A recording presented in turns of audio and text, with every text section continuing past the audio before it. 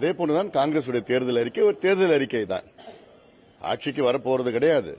அது தேர்தல் அறிக்கையா தான் இருக்க போறது. அவ்வளவுதான்.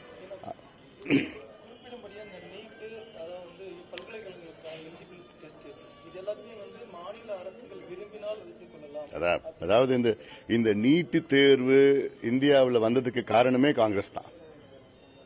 காங்கிரசும் திமுகவும் தான் காரணம். அதுக்கு காங்கிரஸ் ஆட்சியில UPA 2 அந்த ஆட்சியில காங்கிரஸ் கொண்டு வந்தது நீட் தேர்வு.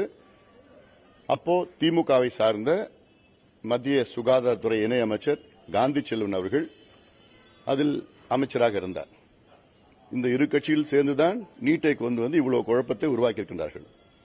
இப்போ திமுகவும் நாங்க ஒரு வாரத்தில் நீட்டை ரத்து பண்ணுவோம், 3 மாசத்துல நீட் ரத்து பண்ணுவோம், இப்படிலாம் சொல்லிட்டு ஏமாத்திட்டு இருக்கிறாங்க. இதே போன்றுதான் காங்கிரஸ் மண்ணும் வரப்போறது கிடையாது. அது வேற தேர்தல் அறிக்கையில் வராத